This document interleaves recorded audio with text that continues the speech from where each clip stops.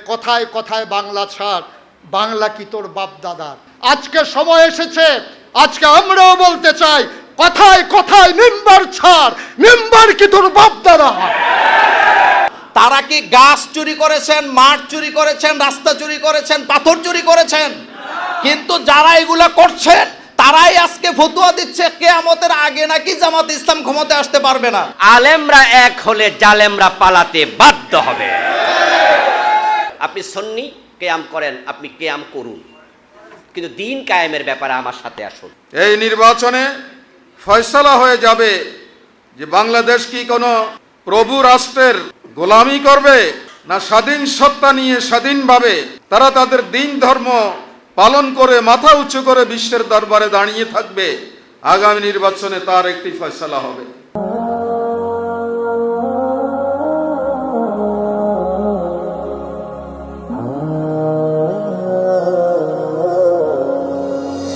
ভালোবাসি ভালোবাসি সেই কাফেলা, যার সাথে প্রেম হলো ছোটবেলা। ভালোবাসি ভালোবাসি সেই কাফেলা, যার সাথে প্রেম হলো ছোটবেলা। ভালোবাসি ভালোবাসি সেই কাফেলা, যার সাথে প্রেম হলো যুগে যুগে ছোটবেলা। আলেমদের অবদানকে বাতিলপন্থীরা অস্বীকার করেছে। এই জায়গাটাতে আমরা অনেক দুর্বল। ব্রিটিশ আন্দোলনের বীজ বপন করা হয়েছিল দিল্লি শাহী মসজিদের বারান্দায় বসে। ব্রিটিশদেরকে তাড়ানোর পরে আলেমদের আর কি নাই, মর্যাদা নেই। স্বাধীনতার যুদ্ধে আলেমদের ভূমিকা ছিল, এই ব্যাপারে একটা বই আছে, আপনারা জানেন, পড়বেন, ইন্টারনেটে সার্চ দিলে আসবে। কিন্তু ৭১-এর মুক্তিযুদ্ধকে কৌশলে রামেরা বামেরা ইসলামকে দমায় রাখার জন্য আমাদেরকে পাকিস্তানের দালাল বলে বলে মূলত ইসলামকে সেখানে থামিয়ে দেওয়ার জন্য তারা অপচেষ্টা করেছেন। যেটা ২৪-এর আন্দোলনকে তারা যেভাবে ছিনতাই করেছে, ৭১-কেও তারা সেভাবে ছিনতাই করেছিল। বাংলাদেশ স্বাধীনের পর বাংলাদেশের জামাত ইসলামের কোনো নেতা অথবা কোনো মেম্বরে দাঁড়ায় কোনো আলেম আজ পর্যন্ত স্বাধীনতার বিরুদ্ধে কি একটা বক্তব্য দিয়েছেন? বাংলাদেশের ক্ষতি হোক, এই বাংলাদেশের মানচিত্রের ক্ষতি হোক, এই রকমের কোনো কর্মকাণ্ড কি বাংলাদেশের আলেম ওলামারা কখনো করেছেন? তারা কি গাছ চুরি করেছেন, মাঠ চুরি করেছেন, রাস্তা চুরি করেছেন, পাথর চুরি করেছেন? কিন্তু যারা এগুলা করছেন তারাই আজকে ফতোয়া দিচ্ছে কিয়ামতের আগে নাকি জামাত ইসলাম ক্ষমতায় আসতে পারবে না। আসলে তারা এই কথা বলে জামাতে ইসলামকে বুঝাচ্ছে না, তারা বুঝাচ্ছেন বাংলাদেশে কিয়ামতের আগে নাকি ইসলাম ক্ষমতায় আসতে পারবে না। সুতরাং আজকের মঞ্চ থেকে আমাদের ঘোষণা হবে, মেম্বরে যখন দাঁড়াবো, কে কাউমি, কে আলিয়া, কে পীরপন্থী, কে কি পন্থী আমার দেখার বিষয় নয়। আগামী নির্বাচনের ভোটটা যেন জনগণ ইসলামের পক্ষে দেয় এবং কোরআনের পক্ষে দেয়, সেই আহ্বান জানাতে গিয়ে আমাদের কোনো সমস্যা আছে? আপনি মেম্বরে দাঁড়িয়ে আপনি শুধু এইটাই বলবেন যে আল্লাহ সুযোগ দিয়েছেন, এইবার আমরা যদি সকলে ভোট কেন্দ্রে গিয়ে ইসলামপন্থীদের পক্ষে একটা করে ভোট দিতে পারি, আগামী সংসদ হবে কোরআনের সংসদ। তাইলে আমরা মতিউর রহমান নিজামী শহীদ সহ যারা শহীদ হয়েছেন তাদের রক্তের বিনিময়ে বাংলাদেশে কোরআনের রাজ কায়েম করতে পারবো ইনশাআল্লাহ। আমরা কি রাজি আছি? আল্লাহ আমাদের সকলকে কবুল করুক। আসসালামু আলাইকুম ওয়া রাহমাতুল্লাহি ওয়া বারাকাতুহু। দুর্যোগকালীন মুহূর্তে যখন কথা বলেছিলাম, নিচে লোক দাঁড়িয়ে ইবনে তাইমিয়া হল রুমে, আর মুক্ত বিহঙ্গের মতো আকাশে বেড়ানোর যখন সুযোগ হয়েছে, তখনও কেন শিল্পকলা নয়, টাউন হল নয়, তখনও কেন এই বদ্ধ ঘরে? এটা আমার প্রথম প্রশ্ন। আজকে সময় এসেছে কথা বলার, সময় এসেছে কথা শোনানোর। সুতরাং আয়োজনটা সেই জায়গায় হওয়া বাঞ্ছনীয় ছিল এবং হৃদয়ের চাহিদা ছিল, কিন্তু সময়ের স্বল্পতায় হলরুম বরাদ্দ না পাওয়ায় সেই কাঙ্ক্ষিত ময়দান থেকে, কাঙ্ক্ষিত স্থান থেকে আমরা বঞ্চিত হয়েছি। সামনে কথা হবে ময়দানে, কথা হবে রাজপথে ইনশাআল্লাহ। বন্ধুগণ, আজকে এই ওলামা সমাবেশের সম্মানিত সভাপতি, আয়োজনের প্রধান অতিথি, প্রধান বক্তা, বিশেষ অতিথিবৃন্দ, একজনও নাই মঞ্চে যাদের নাম জানি না, নিতে গেলে সময় দীর্ঘ থেকে দীর্ঘতর হয়ে যাবে বিধায় লোভ সংবরণ করলাম, নিতে পারলাম না বলে দুঃখবোধ প্রকাশ করছি। বাস্তব চিত্র হচ্ছে আজকে বর্তমান পৃথিবীতে একবিংশ শতাব্দীতে বাস্তব চিত্র হচ্ছে সকল ধর্মের মানুষের একটা প্রমিস ল্যান্ড আছে।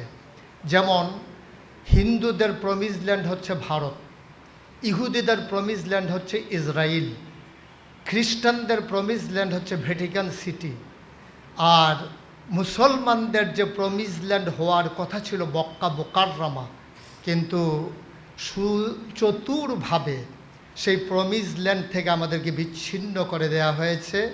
কেন্দ্র থেকে দূরে সরিয়ে দেওয়ার কারণে আজকে গোটা পৃথিবীতে মুসলমানরা কাশ্মীরে, তারপরে আপনার ফিলিস্তিনে, সিরিয়ায়, আরাকানে সব জায়গায় মার খাওয়ার পেছনে একটাই কারণ, আমাদের কেন্দ্রবিন্দু নাই, আমাদের প্রমিস ল্যান্ড নাই, আমাদের সত্যিকার অর্থে আমাদের ঐক্যবদ্ধ কোনো প্রচেষ্টা নাই।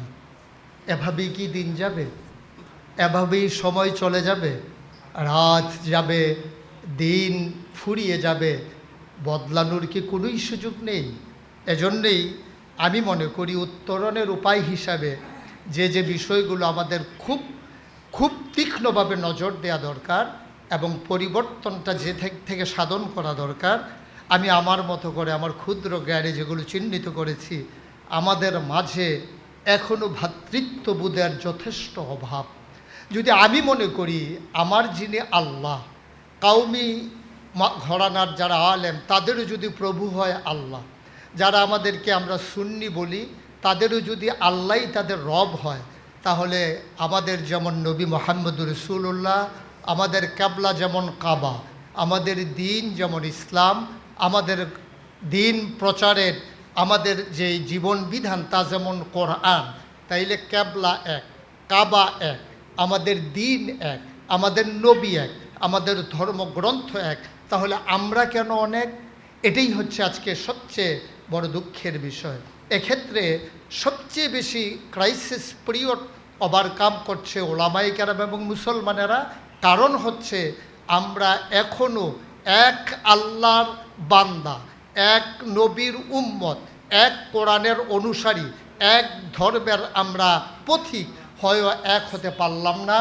কারণ ব্যক্তি স্বার্থর কাছে আমাদের বৃহত্তর স্বার্থ আমরা জলাঞ্জলি দিয়েছি। আমরা যখন দেখি সম্মেলনের পরে বলা হয় সম্মেলন দিয়ে দিন কায়েম হবে না, তখন আমাদের বুঝতে আর বাকি থাকে না কুচকুচ কালা হয়। তখন আমরা বুঝে নেই কুকুর ল্যাজ লাড়ে না, ল্যাজ তার কুকুর লাড়ে। আমরা তখন বুঝে নেই তাদের স্বার্থ হাসিল করার জন্যে, তাদের ভক্ত মুরিদের মনোরঞ্জনের জন্যে তারা ইসলামের বিরুদ্ধে কথা বলতেও তারা কখনো পিছপা হয় না। এটা হচ্ছে স্বার্থের কাছে নিজেকে বিকিয়ে দেওয়া। সুতরাং আমরা সুরত দেখেছি, সিরতের বড় অভাব দেখেছি। আমরা দেখেছি কিছু সুন্দর নুরানি চেহারা, আমরা দেখেছি কি সুন্দর লম্বা আলখেল্লা, কিন্তু আমরা দেখেছি তারা স্বার্থের কাছে বিক্রি হয়ে যায়। এজন্যই আল্লামা ইকবাল বলেছিলেন এ হাল তারা জাল হায়। এই হালটা হচ্ছে একেবারেই জাল। কেমন করে মানুষকে ধোঁকা দিয়ে অর্থ বাণিজ্য করা যায়, ব্যবসা করা যায়। এজন্য যারা নিজেকে বিলিয়ে দিতে পারে তারা এই জন্য দুনিয়াবাজ হতে পারে, কখনো তারা আখেরাতে কল্যাণকামী হতে পারবে না ইনশাআল্লাহ। বন্ধুগণ, এক্ষেত্রে আমাদের সবচেয়ে বেশি প্রয়োজন নিজেদের প্রতি রহম দিল হওয়া। ফাবিমা রাহমাতিম মিনাল্লাহি লিনতা লাহুম ওয়ালাউ কুনতা ফাজ্জান গালিজাল কলব লানফাদ্দু মিন হাওলিক ফাআফু আনহুম ওয়াস্তাগফির লাহুম ওয়াশাবিরহুম ফিল আমর ফাইযা আযামতা ফাতাওয়াক্কাল আলাল্লাহ ইন্নাল্লাহা ইউহিব্বুল মুতাওয়াক্কিলিন। আমরা সেই ম্যাচটাকে যদি নিজেকে তৈরি করতে পারি, তাহলে আমরা কি পারবো? সকল ঘরানার ওলামায়ে কেরামকে সমুদ্রের মতো বিশাল হৃদয় নিয়ে আমরা এক মন ময়লাযুক্ত মানুষটাকে আমাদের বক্ষে ধারণ করে নিতে পারবো। ময়লা নিয়ে যখন সমুদ্রে ঝাঁপিয়ে পড়ে মানুষটা পাক হয়ে উঠে আসে, সমুদ্র কখনো নাপাক হয় না। আমরা হব বিশাল আকাশের মতো, আমরা হব বিশাল সমুদ্রের মতো। আমরা অভিভাবকত্বের জায়গায় আছি। আমরা যেহেতু বুঝে নিয়েছি দিন কাকে বলে, কেমন করে তৃণমূল পর্যায় থেকে রাষ্ট্রের সর্বোচ্চ পর্যায় পর্যন্ত দিন কায়েম করতে হয়, যেহেতু আমরা বুঝে গেছি, আমাদের দায়িত্বটাও বেড়ে গেছে। সুতরাং আমরা কাউকে দূরে সরিয়ে দেব না, আমরা আমাদের কাছে টেনে নেব। ভাবনা হবে সার্বজনীন, কোনো গণ্ডির ভিতরে আবদ্ধ নয়। ওটা বিশ্ব নিয়ে ভাবতে হবে, ভৌগোলিক অবস্থান বুঝতে হবে, কোন জায়গায় কি প্রেক্ষাপট কাজ করছে এ সম্পর্কে সম্যক ধারণা রাখতে হবে। সবচেয়ে বেশি যেটা প্রয়োজন, আমি একদিন থাকবো না। আপনারা দেখেছেন কি না, কখনো যখন কোথাও আগুন লেগে যায় তখন দেখবেন দ্রুত বেগে বাইরে থেকে বাতাস ছুটে আসে ওই আগুনের জায়গায়। আমি গবেষণা করলাম কেন এটা হয়। আগুন অক্সিজেন পুড়িয়ে দেয়, অক্সিজেনের অভাবের কারণে কখনো জায়গা শূন্য থাকে না, সেই অক্সিজেন দূর থেকে এসে দৌড়ে এসে সেই জায়গাটা পূরণ করে দেয়। আমি মনে করি যারা যেখানে নেতৃস্থানীয় আছেন, বিনয়ের সাথে মিনতি আমার, আপনি একদিন থাকবেন না, আমি একদিন থাকবো না। আমার মৃত্যুর পরে যেন জায়গা শূন্য না হয়ে যায়। প্রতিটি দায়িত্বশীল নাগরিকের দায়িত্ব পরবর্তী দায়িত্বশীল তৈরি করা। আমরা আফসোসের সাথে খেয়াল করে দেখেছি, আমরা যে যেখানে আছি মনে করেছি এটাই বোধহয় আমার আপন ঠিকানা, এখান থেকে মৃত্যুর আগ পর্যন্ত আমি যাব না। এটা নেতৃত্বের সার্থকতা নয়। নেতৃত্বের সার্থকতা হচ্ছে আমার জায়গায় অন্তত আমার অল্টারনেট, আমার বিপরীতে যেন 5 জন নেতা দাঁড় করিয়ে দিতে পারি। আমি মুশতাক ফয়েজি হারিয়ে যাওয়ার সাথে সাথে এই মঞ্চ কাঁপানোর জন্য 50 জন মুশতাক ফয়েজি দাঁড়িয়ে যাবে, এটাই হচ্ছে জীবনের সার্থকতা। তাহলে একটা চাইতে ব্যর্থতা আর কিছুই নয়। যেমন করে নবীর ইন্তেকালের পরে আবু বকর মুরতাদের বিরুদ্ধে দাঁড়িয়েছিলেন শক্ত হয়ে, ওমরে ফারুক যেমন করে কল্যাণ রাষ্ট্রের রূপরেখা দিয়ে তিনি প্রমাণ করে দিয়েছিলেন কেমন করে মানুষকে রাষ্ট্রীয় স্বাদ দিতে হয়, ঠিক তেমন করে ইসলামের 5ম খলিফা মাঝ দিয়ে কিছু খলিফা যখন পদচ্যুতি ঘটল, তাদের আদর্শচ্যুতি ঘটল, ইসলামের 5ম খলিফা হিসাবে সেদিন যখন খলিফা উমর ইবনে আব্দুল আজিজ ভূমিকা পালন করেছিলেন। পরবর্তীতে ক্ষমতা আর দিন দুটার সমন্বয় আর আমরা দেখিনি। এজন্য হাসান আল বান্নার উদ্ভব হয়েছে, এজন্য পরিচয় ঘটিয়েছে সৈয়দ আবুল আলা মওদুদি রহমতুল্লাহ আলাই, যারা রূপরেখা দিয়েছেন কিন্তু বাস্তবের প্রমাণ দিয়ে যেতে পারেননি। আমরা যারা তাদের স্বপ্ন দেখি, তাদের স্বপ্ন বাস্তবায়ন করার জন্যে আমরা যারা আজকেও এখন পর্যন্ত বেঁচে আছি, আমাদের দায়িত্ব সময় এসেছে। আমরা কি শুনেছিলাম 24-এর গণঅভ্যুত্থানে, 24-এর বিপ্লবে আমরা ছেলেদের কণ্ঠে শুনেছিলাম, সেদিন ছেলেরা স্লোগান দিয়েছিল ঢাকার রাজপথে যে কথায় কথায় বাংলা ছাড়, বাংলা কি তোর বাপ দাদার। আর আমরা দেখেছিলাম কথায় কথায় আমাদেরকে হুমকি দেওয়া হতো মেম্বারগুলো ছেড়ে দাও, দিনের সঠিক কথা মেম্বারে বলা যাবে না। আজকে সময় এসেছে, আজকে আমরাও বলতে চাই কথায় কথায় মেম্বার ছাড়, মেম্বার কি তোর বাপ দাদা। মেম্বার আমার, মেম্বার মুসলমানের, মেম্বার প্রতিটি মুসলমানের কাছে, আলেমের কাছে আমানত। সুতরাং যারা ছাড়িয়ে দিতে চায় তাদের 20 দাঁত ভেঙে দিতে হবে। মেম্বারে আমার পাকাপুক্ত হয়ে বসতে হবে। শুধু মসজিদের মেম্বার নয়, ওই সংসদের মেম্বারগুলো দখল দিতে হবে ইনশাআল্লাহ। আজকে এ পর্যায়ে এসে সবাইকে জাগিয়ে দেওয়ার জন্যে, নিজেকে শানিত করার জন্যে যদি এইভাবে বলি, জেগে উঠি, গর্জে উঠি, জাগিয়ে দেই জনতা, বুঝিয়ে দেই, শুনিয়ে দেই কোরআনের সব্বারতা। সকল ভেদাভেদ ভুলে গিয়ে মাথা উঁচু করে দাঁড়াও আজ, হবেই হবে, হতেই হবে প্রভুর দুনিয়ায় প্রভুর রাজ। সবাই মিলে এগিয়ে আসি, সবাই মিলে এগিয়ে যাই। পথ চলা কণ্টকাকীর্ণ, কখনো কুসুমাস্তীর্ণ নয়। এ কাটা মারিয়ে ক্ষত বিক্ষত হয়ে রক্ত পথ পাড়ি দিয়ে এগিয়ে যাব হেরার রাজ তুরনের দিকে। সবাইকে সালাম জানিয়ে আবারও দেখা হবে ময়দানে, কথা হবে কোনো এক মজলিসে, এই আশাবাদ ব্যক্ত করে, সবার জন্য দোয়া করে, সবার কাছে দোয়া চেয়ে আজকের মতো বিদায় নিচ্ছি। আসসালামু আলাইকুম ওয়া রাহমাতুল্লাহি ওয়া বারাকাতুহু। বাংলাদেশ ইসলামের বিপক্ষে সবচেয়ে বড় শক্তি আওয়ামী লীগ, ওদের সাথে আছে রাম বাম সব। কিন্তু সেই আওয়ামী লীগ জুলাই বিপ্লবের কারণে এখন দেশান্তর। তারা এখন নিজের নামে পরিচয় দেওয়ার সাহসও নাই। তারাই ছিল আমাদের সবচেয়ে বড় দুশমন, ইসলামের বিপক্ষ শক্তি তারা। এখন তারা যেহেতু নাই, তাহলে আগামীতে ইসলাম কায়েম করা কি কঠিন না সহজ? এই সহজ সুযোগটা করে দিয়েছেন কে? নিশ্চয়ই আল্লাহ। সুম্মা লাতুসআলুন্না ইয়াওমাইযিন আনিন নাঈম, নিয়ামতের ব্যাপারে আল্লাহ প্রশ্ন করবে। সুযোগ বারবার আসে না, যেহেতু আল্লাহ তাআলা ৫৪ বছর পরে এমন সুযোগ আমাদেরকে আর কখনো দেন নাই। সুযোগ এসেছে, এ সুযোগ এবার কাজে লাগাতেই হবে। আমাদের জন্য এই জুলাই বিপ্লব দিন কায়েমের একটি নতুন প্রত্যাশা জাগিয়ে দিয়েছে, সেটা হচ্ছে জনমনে ইসলামের প্রতি আকর্ষণ। আপনারা দেখতে পাচ্ছেন যে এখন বাংলাদেশে ইসলাম কায়েম হতে পারে এই বিষয়ে শুধুমাত্র আমরা কথা বলি না, স্বয়ং বিএনপির লোকেরাও বলতে শুরু করেছে। ওরাও আমাদেরকে এখন প্রতিপক্ষ ভাবছে। আর আওয়ামী লীগ দেশে না থাকার কারণে দেশ এখন দুইটি সেক্টরে ভাগ হয়েছে। একটা হচ্ছে বিএনপি এবং সমমনাদের, আর একটা ইসলামওয়ালাদের। তাহলে আলটিমেট আল্লাহ আমাদেরকে বিরোধী দলে কিন্তু অলরেডি নিয়ে আসছে, আর এক ধাক্কা মারলে সরকারি দলের ইনশাআল্লাহ আল্লাহ এনে দিয়েছে আমাদেরকে দুই জায়গার এক জায়গায়। আমরা কিন্তু ইসলামওয়ালারা কখনোই দুই জায়গার এক জায়গায় ছিলাম না। আমরা অনেকেই ছিলাম থার্ড অথবা ফোর্থ অথবা তারও পিছনে, কিন্তু আল্লাহ এবার সেকেন্ড পজিশনে এনে দিয়েছে অলরেডি জুলাই বিপ্লবের মাধ্যমে। মানুষের প্রত্যাশা অনেক বেশি হওয়ার পিছনে আরও কিছু কারণ আছে। সেটা হচ্ছে যারা আমাদের বন্ধু দল, তারা সুযোগ পাওয়ার পরে যে পরিমাণ সন্ত্রাস চাঁদাবাজি শুরু করছে, বাংলাদেশের মানুষ অলরেডি তাদের উপর বিরক্ত হয়ে গেছে, অলরেডি বিরক্ত। এটা আরেকটি বিস্ময়কর বিষয়, তামাম দুনিয়াতেই সরকারের বিরুদ্ধে আন্দোলন হতে দেখা যায়। মানুষ সরকারের পদত্যাগ চায় বিভিন্ন দেশে বিভিন্ন কারণে, কিন্তু এবার সরকারে যাওয়ার আগেই বাংলাদেশের মানুষ তাদের পদত্যাগ চায় তাদের চারিত্রিক কারণে। গত কয়েকদিন আগে এনসিপির একটি প্রোগ্রাম ছিল শহীদ মিনারে। এনসিপির প্রোগ্রামে সেখানে ছোট্ট একটা বাচ্চা মেয়ের সাক্ষাৎকার নিচ্ছে কোন একজন সাংবাদিক। ওই বাচ্চা মেয়েটা সাক্ষাৎকার দিতে গিয়ে বলল যে এনসিপির প্রোগ্রামে আমি এসেছি, আমার ভাই আমার সাথে আসছে বা অমুক আত্মীয় আসছে, তবে আমি চাই জামাত ইসলামী ক্ষমতায় আসুক।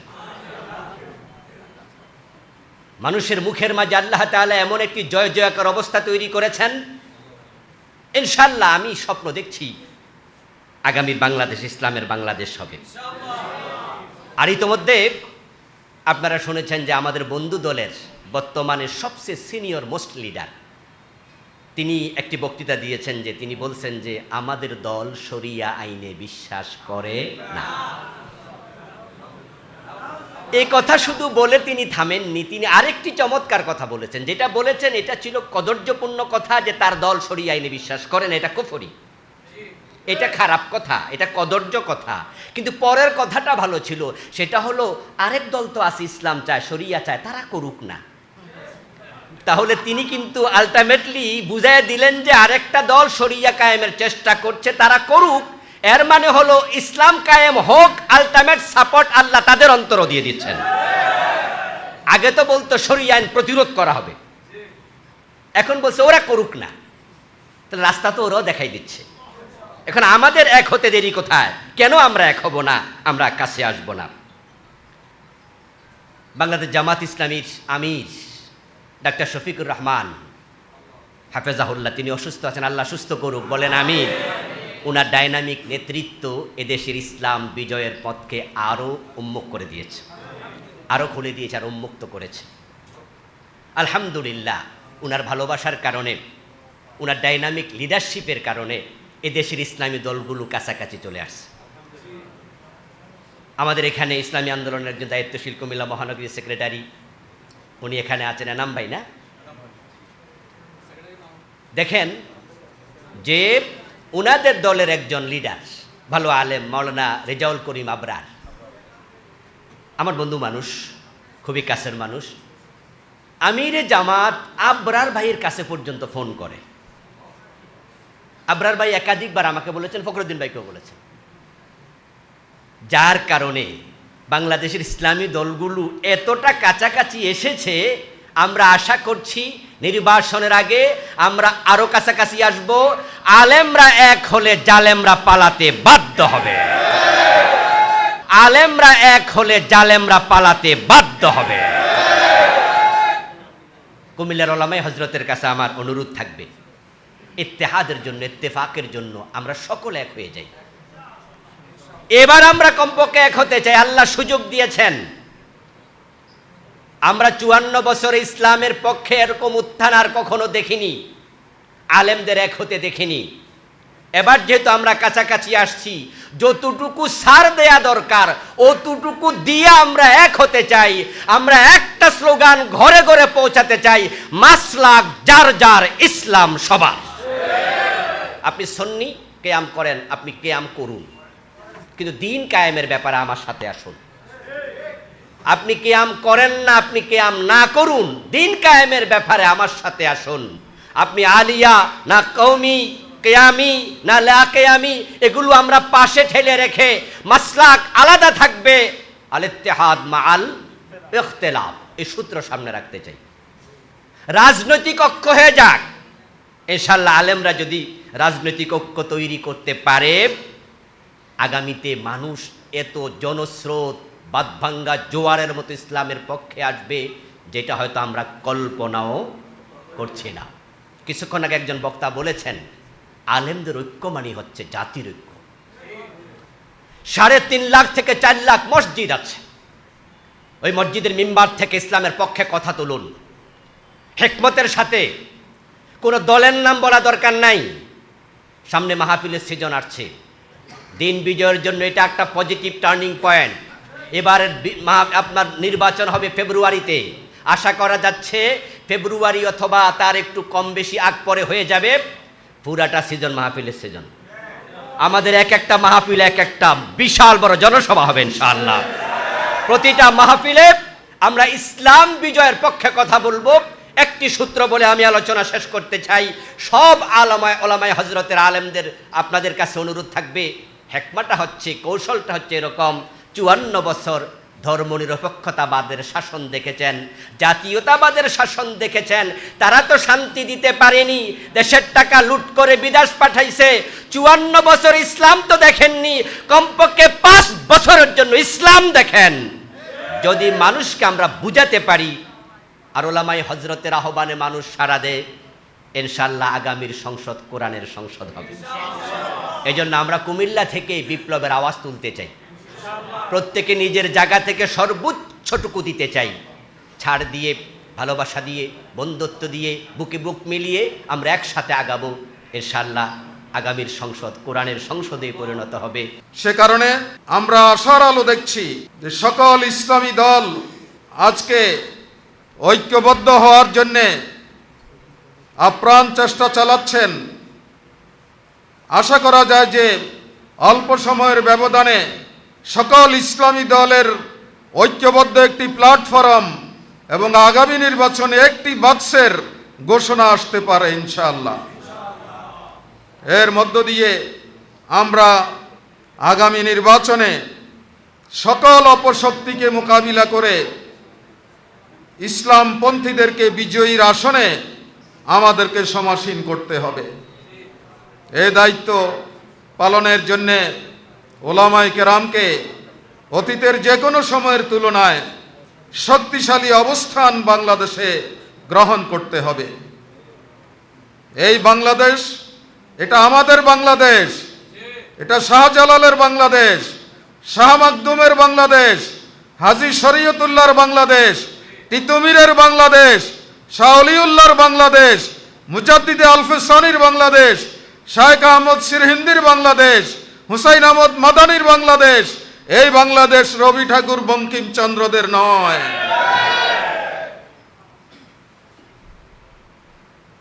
সে কারণে এখানে কারো কোনো ষড়যন্ত্র আমরা বাস্তবায়ন হতে দেব না।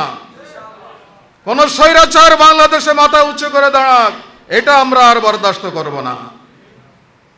ন্যায় ইনসাফের ভিত্তিতে মানুষের সকল মৌলিক অধিকার নিশ্চিত করে আমরা এই দেশে একটি শান্তির সমাজ, একটি বৈষম্যহীন সমাজ, একটি মানবিক বাংলাদেশ গড়ে তুলতে চাই।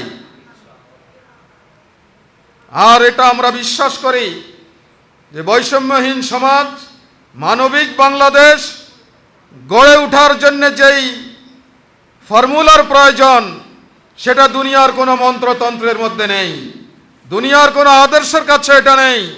এটা আছে আল্লাহর পক্ষ থেকে আসা মহাগ্রন্থ আল কোরআনের কাছে। সেই কোরআনের সবক অনুযায়ী আমাদেরকে এই দেশটাকে গড়ে তোলার জন্য চেষ্টা চালাতে হবে। সম্মানিত ভাইরা, সেই জন্যে কিছু করণীয় আমাদের আছে। আমি সেই বিষয়গুলো সংক্ষেপে আপনাদের সামনে তুলে ধরতে চাই। 1 নম্বর করণীয় হচ্ছে আমাদের ঐক্যকে অত্যন্ত সিমেন্টেড রাখতে হবে। বুনিয়ানুম মারসুসের মতো সকল ইসলামী দল ওলামায়ে কেরামের ঐক্য গড়ে তুলতে হবে। কারণ 5ই আগস্টের আগে ভারত এবং আওয়ামী লীগ চেষ্টা করেছিল 4 দলীয় জোটকে আলাদা করার জন্য, ভাঙার জন্য। তারা এতে সফল হয়েছে। এখন আর 4 দলীয় জোটও নেই, 20 দলীয় জোটও নেই। আমরা ফেল করেছি এখানে। আর এখন ভারত, আওয়ামী লীগ সহ তাদের প্রেতাত্মাদের টার্গেট হচ্ছে ওলামায়ে কেরামের মধ্যে যাতে কোনো ধরনের ঐক্য হতে না পারে, তারা যাতে এক বাক্সি ইলেকশন করতে না পারে, এটাকে ঠেকাতে হবে। এই ষড়যন্ত্র এখন চলছে। এই ষড়যন্ত্র মোকাবিলা করে আমাদেরকে আগামী দিনে বাংলাদেশের মানুষের মুখে হাসি ফুটাতে হবে। এই জন্যে ঐক্য বিরোধী কোনো বক্তব্য, কোনো কথা, কোনো লিখনি, কোনো কিছুই করা যাবে না জামাতের অন্তত নেতাকর্মীদের পক্ষ থেকে। অন্যরা আমাদেরকে টিপ্পনি কাটবে, আমাদেরকে ইঙ্গিতে কথা বলবে, বিভিন্নভাবে কথা বলবে। আমরা এই ধরনের কথাও বলবো না। আমরা সকলকে নিয়ে ঐক্যবদ্ধভাবে আগামী লড়াইতে আমরা অবতীর্ণ হতে চাই। এটা জামাত ইসলামীর ডিরেকশন, কেন্দ্রীয় সিদ্ধান্ত। কোনো ভাবাবেগে ঐক্য বিরোধী কোনো কথা ডাইরেক্ট ইনডাইরেক্ট আমাদের বলা যাবে না। দ্বিতীয় কথা হচ্ছে, এদেশে দীর্ঘদিন থেকে ইসলাম ভীতি মানুষের মধ্যে বিরাজ করছে। ইসলাম বিরোধী শক্তি ইসলামকে ব্যঙ্গ বিদ্রুপ করে ইসলামের বিভিন্ন শিক্ষা দীক্ষার উপরে ভুল ব্যাখ্যা দিয়ে মানুষের মধ্যে একটা ভীতি জাগ্রত করেছে যে শরিয়া আইন চালু হলে তোমাদের হাত একটাও থাকবে না, শরিয়া আইন চালু হলে নারীদেরকে প্রস্তর আঘাতে হত্যা করা হবে। এই ধরনের বহু ইসলাম ভীতি মানুষের মধ্যে ছড়িয়ে দিয়েছে। আমরা ইসলামের মুখপাত্র ওলামায়ে কেরাম তাদের বক্তব্যের মাধ্যমে মানুষের মধ্য থেকে এই ভীতি দূর করতে হবে, মানুষের মধ্যে আশাবাদ জাগ্রত করতে হবে যে ইসলাম হচ্ছে একটি পূর্ণাঙ্গ জীবন ব্যবস্থা, কমপ্লিট কোড অফ লাইফ, মোকাম্মেল নিজামে হায়াত। ইসলাম যদি কায়েম হয় তাহলে মানুষ সব দিক থেকে নিরাপদ হবে, শান্তি স্বস্তি নিরাপত্তা নিশ্চিত হবে, মানুষের মৌলিক অধিকার নিশ্চিত হবে, অর্থনৈতিক জীবনে স্বয়ম্বরতা আসবে, সামগ্রিকভাবে এই দেশটি একটি শান্তির আবাসে পরিণত হবে। এটা ইসলামই পারে। আমরা 54 বছরের বাংলাদেশে, 25 বছরের পাকিস্তানে শাসক গোষ্ঠীকে আমরা দেখেছি, তারা জনগণকে ধোঁকা দিয়েছে, তারা লুটপাট করেছে, নিজের আখের গুছিয়েছে। এই সমাজের মানুষের কল্যাণে তারা ভূমিকা পালন করতে পারে নাই। সুতরাং এই ব্যর্থতার পটভূমিতে আজকে জনগণ ইসলামপন্থীদের প্রতি যে আশাবাদ তাদের মধ্যে জাগ্রত হয়েছে, এই আশাকে বাস্তবে আমাদেরকেও রূপ দিতে হবে। সেজন্য কোনোভাবেই জনগণ যাতে ইসলাম ভয়ে, ইসলাম ভীতিতে ভুগতে না পারে, এ ব্যাপারে আপনাদেরকে যুক্তি তর্ক দিয়ে, দলিল আদিল্লা দিয়ে ইসলামের সৌন্দর্য এবং আকর্ষণ সমাজের মানুষের কাছে তুলে ধরতে হবে। আমাদের আরেকটি কাজ হচ্ছে জনগণকে এটা বুঝানো যে ভোট একটা আমানত। আপনি যদি সৎ লোককে ভোট দেন, তার সকল নেক কাজের সওয়াব কবরে আপনি পাবেন, বেঁচে থাকলে সমাজেও আপনি উপলব্ধি করবেন। আর যদি অসৎ লুটেরা, চাঁদাবাজ, চোর, গুন্ডা, বদমাশকে আপনি ভোট দেন, তাহলে তার সকল অপকর্মের গুনাহ আপনার আমলনামায় লিখা হতে থাকবে। এইভাবে ভোটের আমানত যাতে সঠিক পাত্রে মানুষ প্রয়োগ করতে পারে, অপাত্রে যাতে এটাকে না রাখে, এই ব্যাপারে মানুষের মধ্যে অনুভূতি জাগ্রত করতে হবে, মানুষের চেতনাকে জাগ্রত করতে হবে, মানুষকে সেই দিকে আমাদেরকে নিয়ে যেতে হবে। আমরা এদেশের মুসলমানরাই শুধু নাগরিক নয়, হিন্দু বৌদ্ধ খ্রিস্টান উপজাতি প্রায় 8% এদেশের নাগরিক। তারা যাতে এটা বুঝতে পারে যে জামাত ইসলামী যে ইসলাম কায়েম করতে চায়, ইসলামী দলগুলো যেই দেশ তারা চায়, সেই দেশ যদি হয়, তাহলে আমরা অমুসলিম দেশের চেয়েও আমাদের ধর্মকর্ম আমরা ভালোভাবে করতে পারবো, ভালোভাবে জীবন জিন্দেগি যাপন করতে পারবো। ইসলাম আমাদেরকে এক্ষেত্রে বাধা দেবে না। অমুসলিমদের মধ্যে এই আত্মবিশ্বাস, এই আস্থা আমাদেরকে আমাদের বক্তব্যের মাধ্যমে জাগ্রত করতে হবে। তারাও বাংলাদেশের নাগরিক, তাদের ভোট আর একজন মুসলিমের ভোট সমান। তারা যদি আমাদের পক্ষে না দাঁড়ায়, তাহলে আমরা একটা অপূর্ণাঙ্গতায় থেকে যাব। এই জন্য গোটা বাংলাদেশের 18 কোটি মানুষ সকলকেই আমাদেরকে আমাদের আদর্শ উদ্দেশ্যের দিকে আহ্বান জানাতে হবে, এর প্রতি মানুষকে আকৃষ্ট করতে হবে। আগামী নির্বাচনের ব্যাপারে আমরা ইতিমধ্যে বলেছি যে প্রধান উপদেষ্টার ঘোষণা এবং জুলাই সনদ, এটাকে পূর্ণাঙ্গ রূপ দিতে হবে, প্রয়োজনীয় পয়েন্টগুলো সেখানে যুক্ত করতে হবে এবং এই সনদকে সংবিধানের মর্যাদা দিতে হবে, সংবিধানের ভূমিকা তাকে অন্তর্ভুক্ত করতে হবে। এর আলোকে বাংলাদেশের সংবিধান রচনা করতে হবে, প্রয়োজনে গণভোট দিতে হবে। তারপরেও আমরা বাকশালের ওই বুকলেট নামক সংবিধানকে বাংলাদেশে আমরা বাস্তবায়ন হতে দেব না। নূতন দেশে দ্বিতীয় স্বাধীনতার প্রাক্কালে এই দেশ যাতে প্রকৃত অর্থে একটি সংবিধান লাভ করতে পারে, সেই জন্য জনমত আমাদেরকে তৈরি করতে হবে, মানুষকে সেটা বুঝাতে হবে। আমরা নির্বাচনের আগে প্রয়োজনীয় সংস্কারের কথা বলেছি। সংস্কার যদি না হয়, তাহলে বাংলাদেশের জনগণ এই নির্বাচনে অংশগ্রহণ করবে না।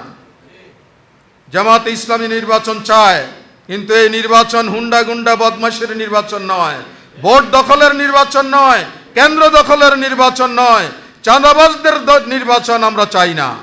আমরা চাই বাংলাদেশে অবাধে সুষ্ঠু নিরপেক্ষ এবং গ্রহণযোগ্য একটি নির্বাচন কেয়ারটেকার সরকারের অধীনে এই সরকার নিশ্চিত করবে।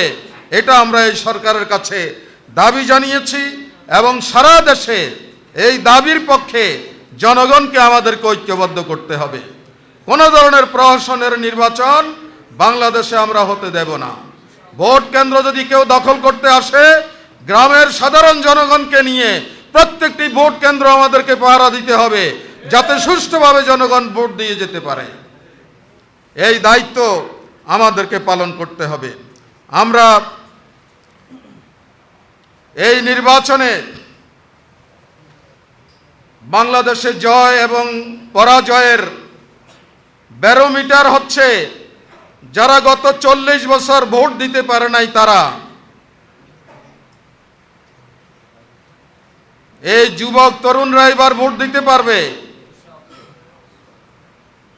31শে অক্টোবর পর্যন্ত যারাই 18 বছর বয়সে পৌঁছবে তাদেরকে ভোটার করা হবে, সরকার ঘোষণা দিয়েছে।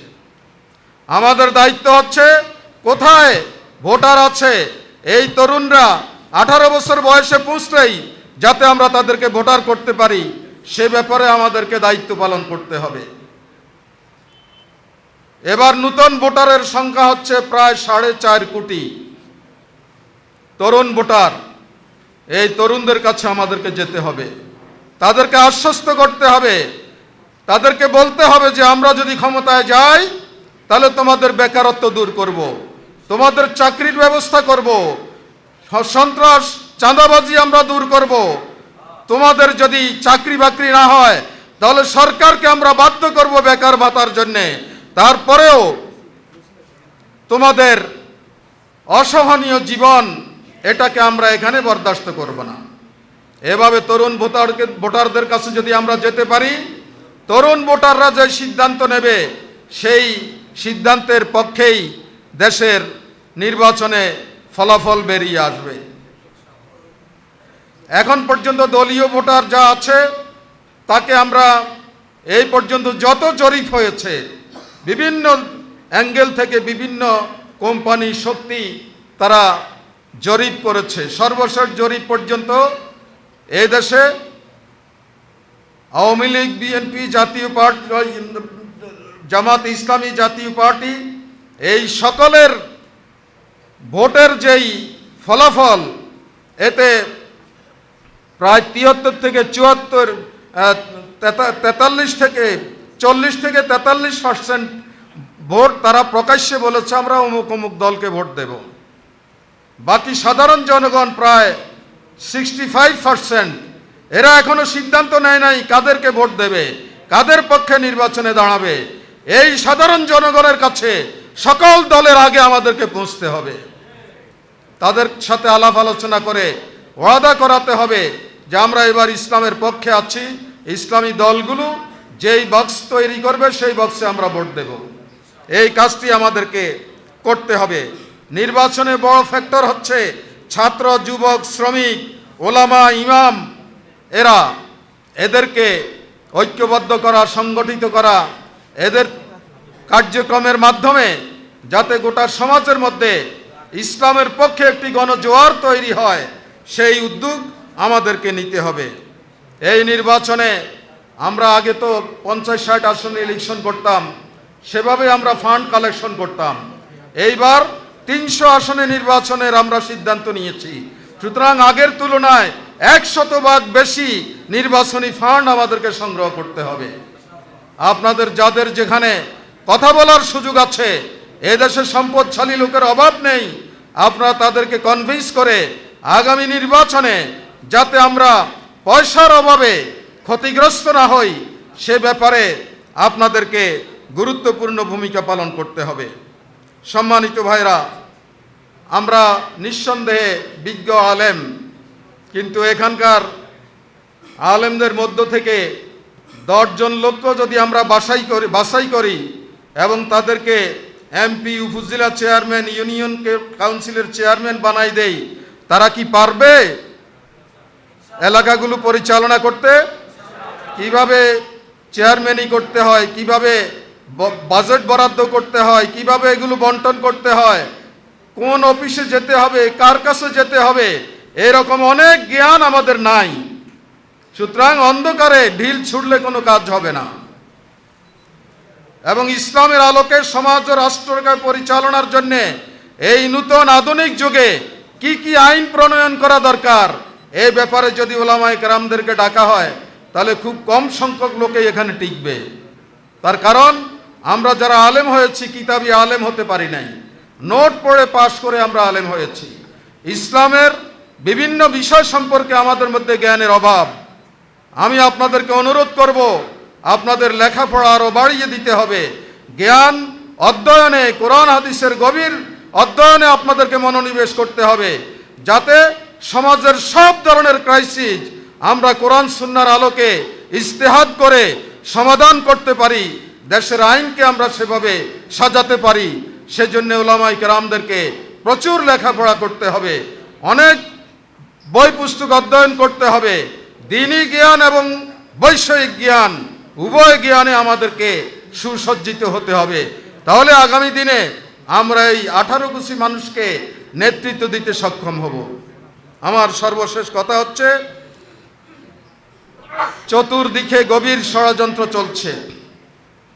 এই ষড়যন্ত্র মোকাবিলায় শতভাগ প্রস্তুতি আমরা নেয়ার পরেও আমরা কামিয়াব হতে পারবো না যদি আল্লাহর সাহায্য না থাকে। এই জন্য সব ধরনের প্রস্তুতি আমরা নেব। আর তার পাশাপাশি প্রতিদিনই আল্লাহ রাব্বুল আলামিনের কাছে ফরিয়াদ জানাতে হবে, আল্লাহ যাতে 3 দিক থেকে মুশরিকে ঘেরা এই অসহায় বাংলাদেশের মুসলিম উম্মাহকে হেফাজত করেন, রক্ষা করেন, সাহায্য করেন। এখানে যাতে মুসলমানদের জন্য বসবাসের উপযোগী একটি পরিবেশ করে দেন। শেষ রাতে উঠে উঠে নীরবে আল্লাহ তাআলার কাছে কান্নাকাটি করতে হবে, যাতে আগামী দিনে আর বড় ধরনের কোনো ষড়যন্ত্রের কবলে হায়নার হাতে বাংলাদেশের এই সরল মনা মুসলিম নরনারীরা না পড়ে, তারা যাতে শান্তিতে এখানে দিন ধর্ম পালন করতে পারে, এই জন্য আমাদের প্রস্তুতিও থাকবে। আল্লাহ তাআলার কাছে প্রতি রাতে আমরা হাত তুলে সেজদায় পড়ে তার কাছে সাহায্য চাইব। আমার বিশ্বাস যে 5ই আগস্টের নজিরবিহীন গণ অভ্যুত্থানে যেভাবে হাজার হাজার ফেরেশতা জনগণের কাছে রাজপথে নেমে এসেছিলেন, আগামী দিনে আল্লাহর সাহায্যে আমরা তার চেয়েও একটি সফল বিপ্লবের মাধ্যমে এদেশে ইসলামী কল্যাণ রাষ্ট্র কায়েমে সফল হব।